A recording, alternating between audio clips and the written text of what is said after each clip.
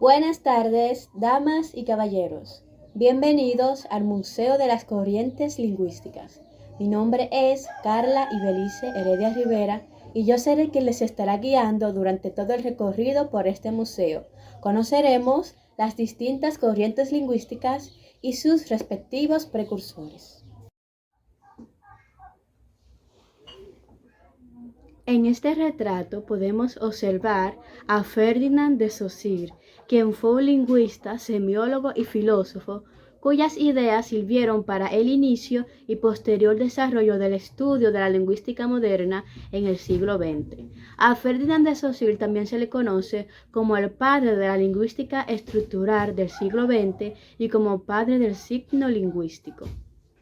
El estructuralismo plantea que la lingüística debe tener como objeto de estudio a la lengua en su forma sincrónica, es decir, el estudio de la estructura y el funcionamiento de una lengua en un momento dado sin tener en cuenta su evolución, a lo que se le denomina estructura interna. Esta corriente lingüística aparece en 1916, cuando los estudiantes de Ferdinand de Saussure recopilaron y publicaron las notas de sus clases en una obra titulada Curso de Lingüística General. Entre todas las aportaciones de Ferdinand de Saussure, cabe señalar una de sus dicotomías más célebres, tales como sincronía y diacronía.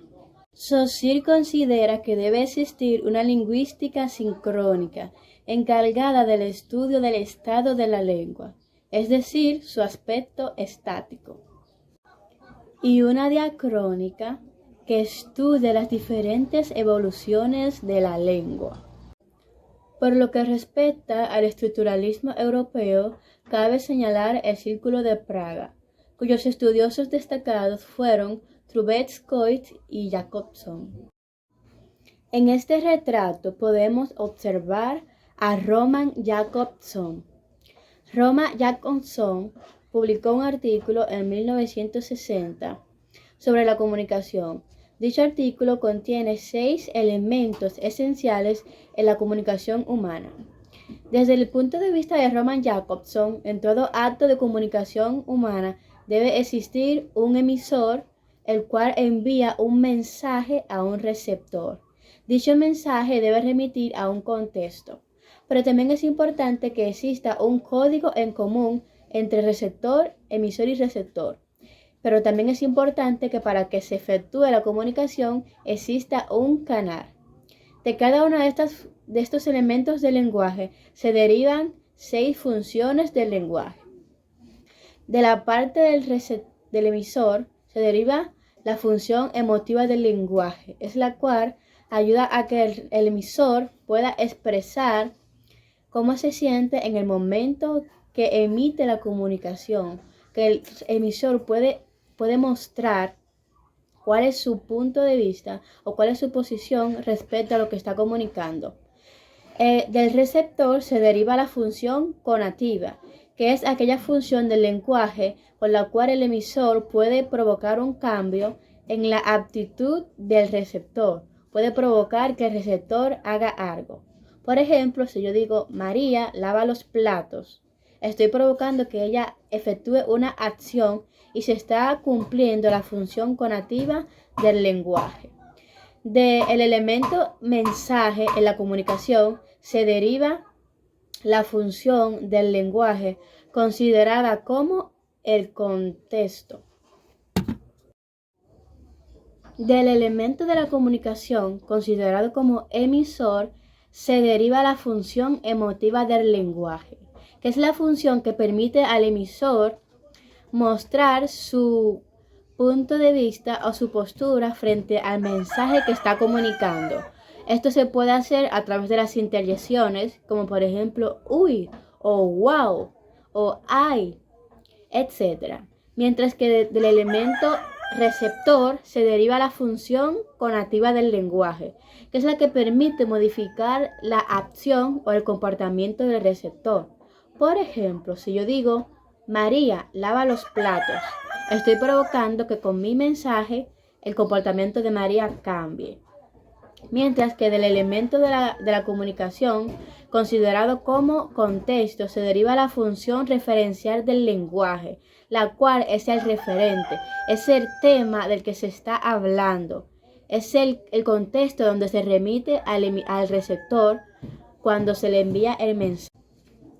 Del elemento del lenguaje considerado como código, se deriva la función metalingüística del lenguaje, la cual le permite al lenguaje explicarse a sí mismo. Por ejemplo, si yo digo, cometiste un error garrafal al no hacerme caso, y esa persona a la que le digo eso me pregunta, ¿qué significa garrafal? Y yo le respondo, garrafal significa terrible. Entonces estoy utilizando el lenguaje para explicarlo a él mismo. Esa función del lenguaje se deriva función metalingüística. Mientras que del elemento de la comunicación considerado como canal, se deriva la función fática del lenguaje, que es aquella que ayuda a que se mantenga la comunicación, a comprobar si la vía de comunicación todavía está abierta. Por ejemplo, si estoy en una llamada y pregunto, ¿me escuchas?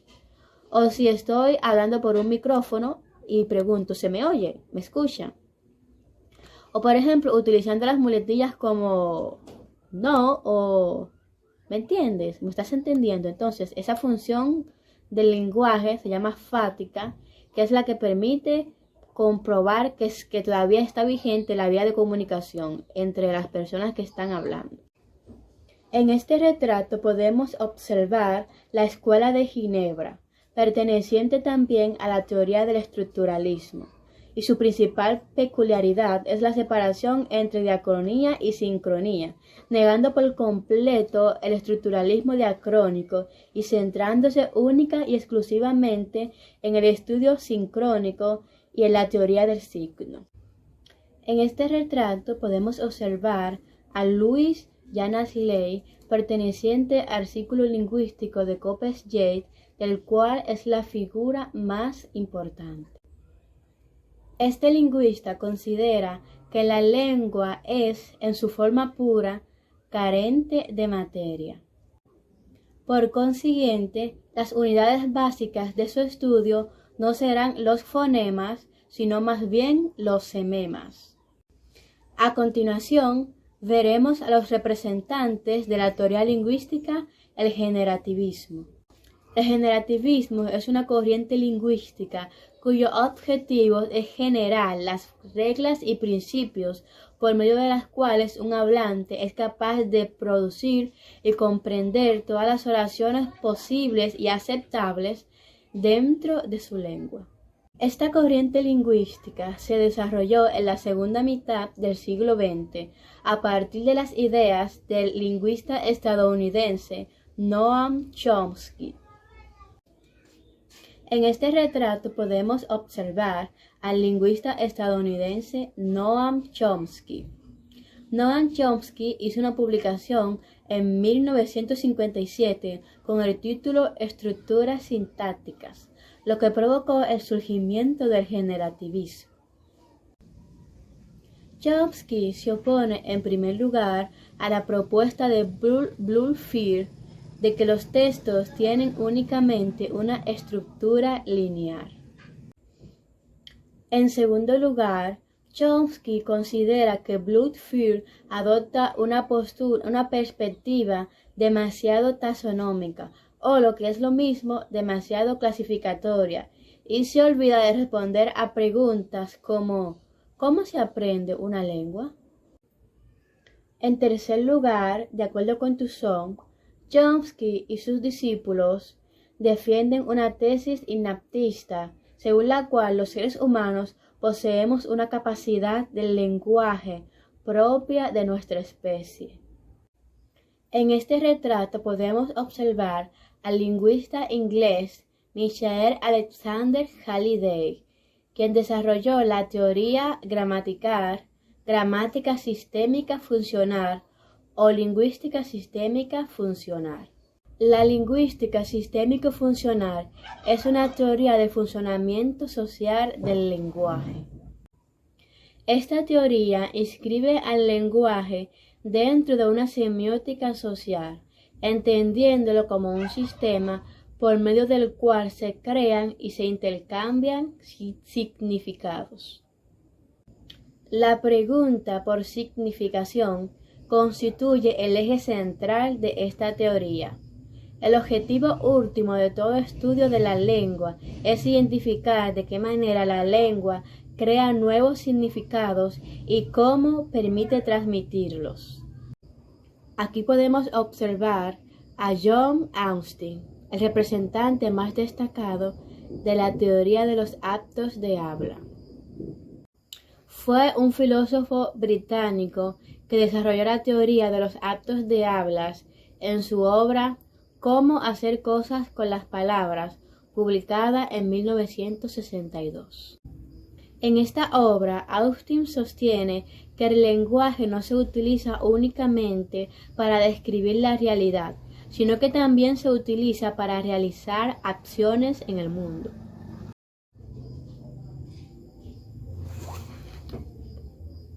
En este retrato podemos observar a Van Dyck, el máximo representante de la corriente lingüística conocida como lingüística del texto, quien se percató de que era necesario estudiar el contexto verbal para poder entender muchos fenómenos sintácticos como la pronominalización. La gramática textual se encargará de demostrar por qué la significación del texto es superior a la suma del significado de sus frases. Para ello, Van Dyck propone las macroestructuras como unidades superiores de significado que representan el tema o tópico de un texto. Por último, tenemos a Benveniste, quien desarrolló la teoría de la enunciación. Esta se encarga del estudio del enunciado, es decir, de la unidad comunicativa que se produce cuando alguien habla o escribe. Según este lingüista, la enunciación es poner a funcionar la lengua por un acto de utilización individual. Él mismo desarrolló dicha teoría en su obra Problemas de Lingüística General, publicada en 1966. Pues hasta aquí ha llegado el recorrido, espero que les haya gustado y que hayan aprendido bastante sobre las distintas corrientes lingüísticas, sus precursores y los aportes que cada uno hizo a dicha corriente. Muchas gracias.